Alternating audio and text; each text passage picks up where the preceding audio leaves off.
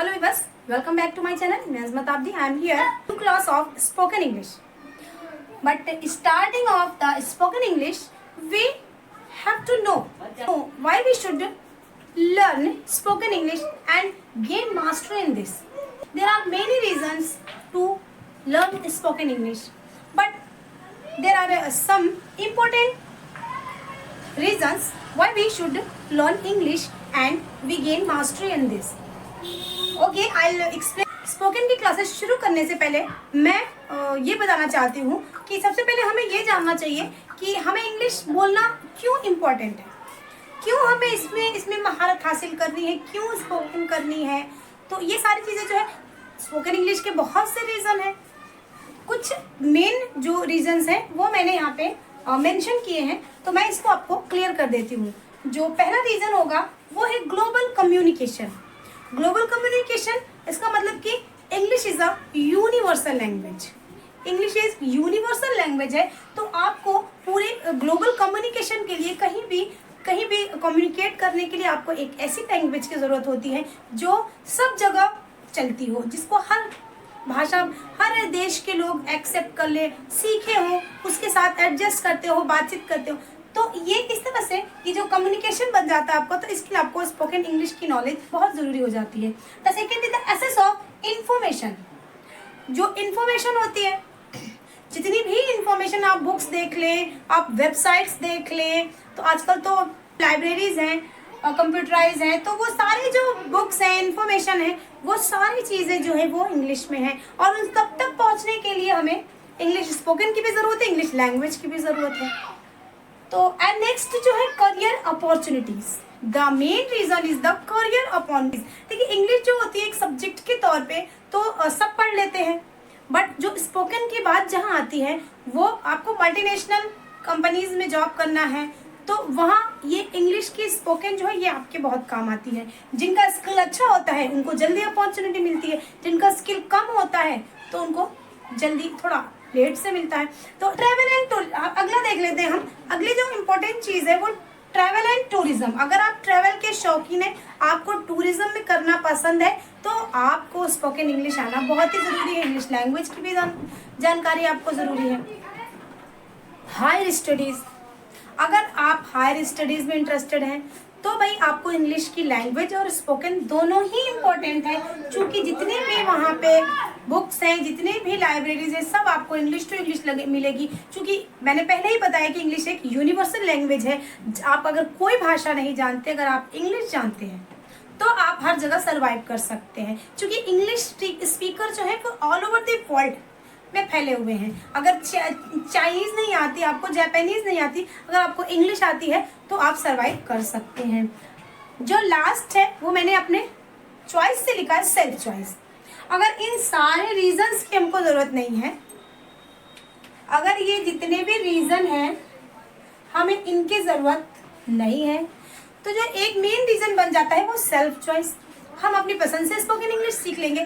चूँकि spoken English एक status symbol बनता जा रहा है, तो क्यों ना हम भी इसमें इन्वॉल्व हों, और हमें कर लेना चाहिए। हम क्यों ना स्पोकन इंग्लिश करें। अगर हम हिंदी हमारी मदर है, तो अगर हिंदी में हम इतने माहिर हो सकते हैं, तो अदर लैंग्वेज को भी हम अपने अंदर उतार सकते हैं, उसमें भी हम महारत हासिल कर सकते हैं। तो हमें ये कर ही देना चाहिए। अगर आप हाउस वाइफ हैं, अगर आप एक सिंपल स्टूडेंट, आपको हायर स्टडीज़ भी नहीं करनी, आपको मल्टीनेशनल कंपनीज में जॉब भी नहीं करनी, you should learn spoken English. आपको फिर भी स्पोकन इंग्लिश सीखनी चाहिए, क्योंकि ये एक अच्छी चीज़ है, अच्छी बात है। दूसरी भाषा हम लोग क्या, तो ऐसा है कि हम लोग हिंदी भी अच्छी बोल लेते हैं और हम लोग दूसरी भाषाओं को भी सीख लेते हैं। तो इंग्लिश स्पोकन जो है बहुत ही इम्पोर्टेंट है। ये सारे तो जो रीजंस हो गए, बट इसके अलावा इंग्लिश स्पोकन जो है वो, अब आ जाते हैं हम अपने टॉपिक पे कि हमें स्पोकन करनी ही है।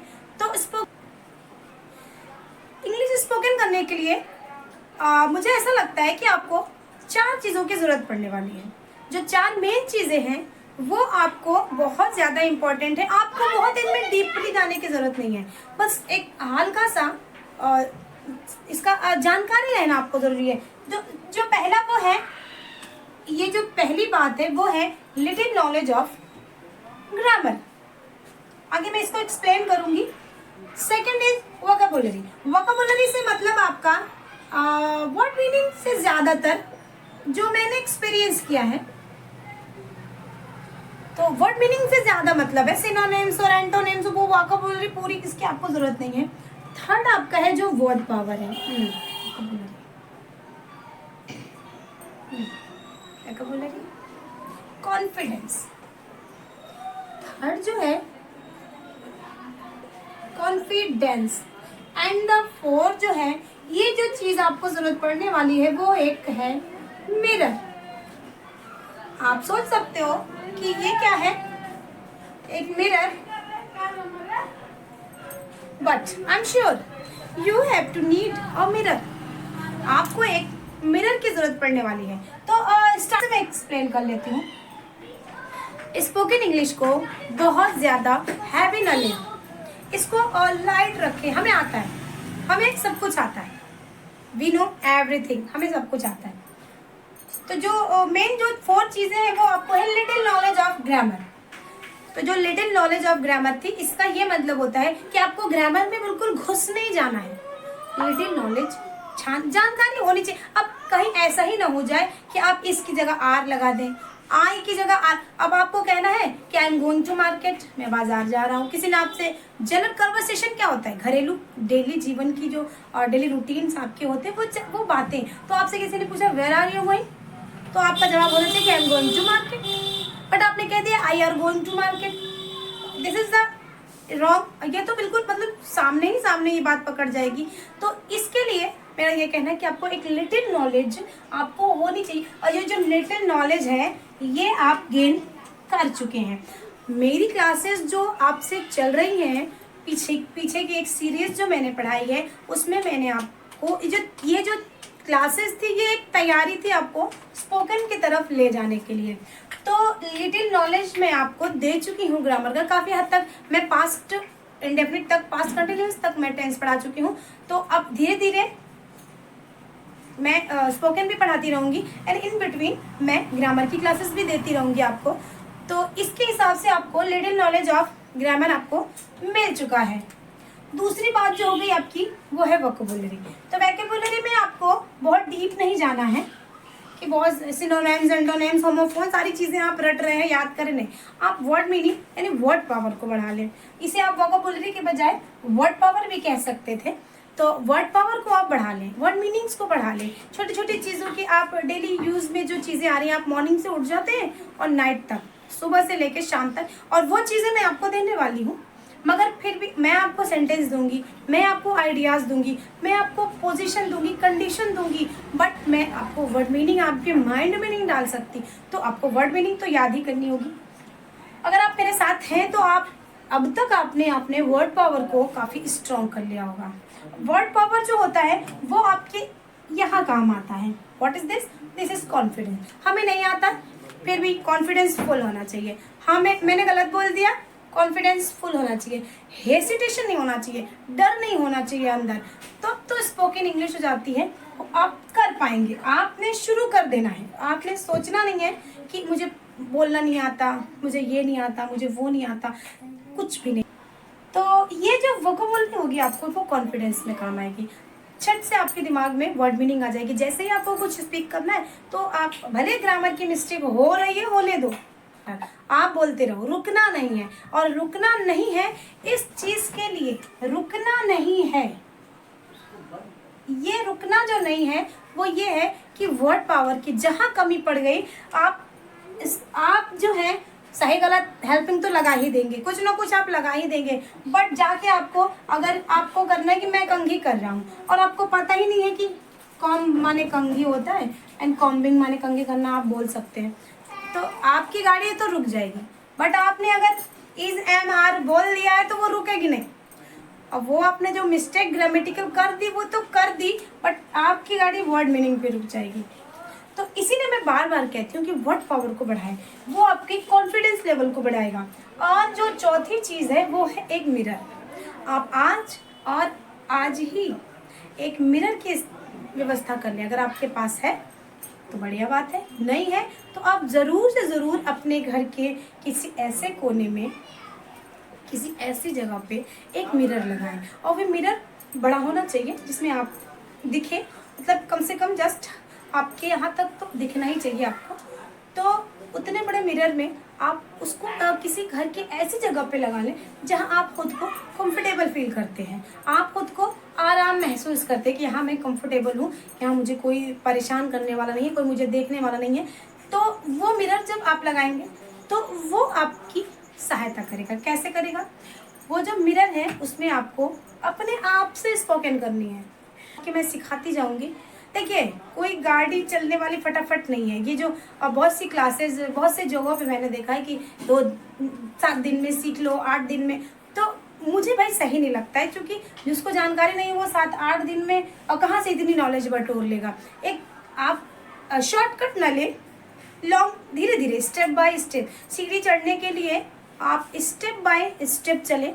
तो जब आप स्टेप बाय स्टेप चलेंगे तो आपको रटना नहीं पड़ेगा किसी भी चीज़ को। जब अपने दिल से, आप अंदर से बोलते हैं, जैसे कि अपने अंदर की भावनाओं को एक्सप्लेन करेंगे, तो आप गलतियाँ कम करेंगे। और गलतियाँ तो होंगी, स्टार्टिंग में गलतियाँ होंगी। और मैं हूँ ना, मैं जो हूँ आपको एक ऐसा सिंपल और इजी वे देने वाली हूँ कि जिसके ज़रिए आप सीढ़ी पर दर सीढ़ी स्टेप बाय स्टेप आगे बढ़ेंगे, तो आपकी स्पोकन जो है वो स्ट्रांग हो जाएगी और आप 2-4 लोगों के बीच में। हाँ, तो जो मिरर की बात थी, तो वो मिरर आप हमेशा अपने पास रखें। जो चीज़ें आपको बोलना है किसी दूसरे से, पहले वो अपने आप पे, पहले आपको अपने आप पे विजय प्राप्त करनी है। अपने डर पे आपको काबू पाना है, आपके हेसिटेशन पे काबू पाना है। तो जब आप अपने साथ कंफर्टेबल हो जाएंगे तो आप दूसरों के साथ भी कंफर्टेबल हो जाएंगे। तो ये तो थी स्पोकन के बारे में। मैंने आपको एक, समझ लीजिए कि एक आपको होप दी, आपको एक आशा दी कि आप स्पोकन कर सकती हो, बिल्कुल कर सकते हो। और 2 दिन 4 दिन में कोई नहीं स्पोकन कर सकता भाई, मेरा यही मानना है। स्टेप बाय स्टेप चलेंगे और चीज़ों के नॉलेज से के बाद बोलेंगे, रटी हुई चीज़ों को अपने पुट ऑन करके रखेंगे, तो आपकी स्पोकन नहीं चलने वाली है। आप जब चीज़ों को सीख के अपने मन से चीज़ों को बोलेंगे, तभी आप सक्सेस होंगे। तो थी मेरी आज की क्लास आपके लिए स्पोकन इंग्लिश के बारे में। ये समझ लें कि एक आउटलुक था, एक आउटलेयर थी, एक आपकी एक होप थी, एक प्रिपरेशन थी कि आपको स्पोकन कैसे करनी है, क्यों करनी है, कैसे करनी है, उसके लिए क्या क्या चीज़ें लगने वाली हैं। तो ये चीज़ें आपको चाहिए और ये जो रीजंस हैं, इनके लिए हमें स्पोकन करनी है। तो आज की मेरी क्लास यहीं पे मैं ख़त्म करती हूँ। आपको इससे अगर मेरी क्लास आपको पसंद आई होगी तो आप इसको ज़रूर लाइक कर लें। और कल मैं आपको एक नई क्लास देने वाली हूँ जिसमें मैं स्टार्ट करूँगी कि हम स्पोकन इंग्लिश को कहाँ से, बिल्कुल ज़ीरो से शुरू करने वाली हूँ। ज़ीरो का मतलब ज़ीरो, जैसे मैंने अपनी ग्रामर को ज़ीरो से शुरू किया था, ए फॉर एप्पल यानी A to Z अल्फ़ाबेट से शुरू किया था, वैसे ही मैं स्पोकन को बिल्कुल ज़ीरो से शुरू करने वाली हूँ, ताकि जो ज़ीरो से आएंगे, जो मेरे व्यूवर्स गांव के वो हैं, जो नहीं बोल पाते हैं स्पोकन, जिनको बिल्कुल भी नॉलेज नहीं, वो भी अगर मेरी इस सीरीज़ में शामिल हो जाएंगे तो ज़रूर वो स्पोकन करेंगे, ये मेरा दावा है। तो कल की क्लास, जो नेक्स्ट क्लास होगी, वो मेरी क्लास होगी, तो मैं उस क्लास में आपको बताऊंगी कि हमें शुरुआत कहाँ से करनी है। आप इस क्लास को, अगर आप मेरे न्यू व्यूवर हैं, आप अभी भी मेरे चैनल पे हैं, तो प्लीज़ मेरे चैनल को सब्सक्राइब कर दें। और ज़्यादा देर ना करते हुए मैं इस क्लास को ख़त्म कर लेती हूँ। Thanks for watching. कल मिलते हैं नई क्लास के साथ। Bye bye.